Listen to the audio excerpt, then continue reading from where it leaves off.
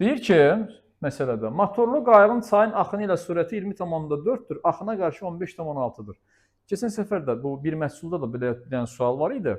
Deyirik ki, çayın axını istiqamətində gedirsə qayıq, onda bu qayığın sürəti ilə çayın sürətini toplayırıq.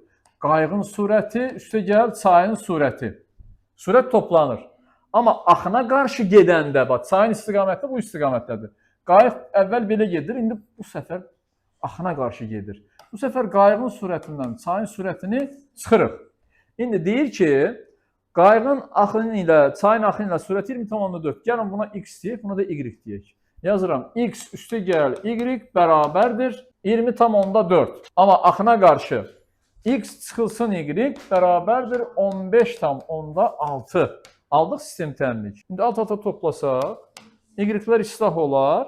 2x bərabərdir 20,4 ilə 15,6-nı toplayanda neçə eləyir? 36. X bərabərdir 36-nı 2-yə böldük, 18. İndi bizə çayın sürəti y lazımdır. Y bərabərdir 20,4 çıxılsın x. Yəni y bərabərdir 20,4-dən çıxırıq 18-i. Nə qalır yerdə? 2,4. Bu olur çayın sürəti.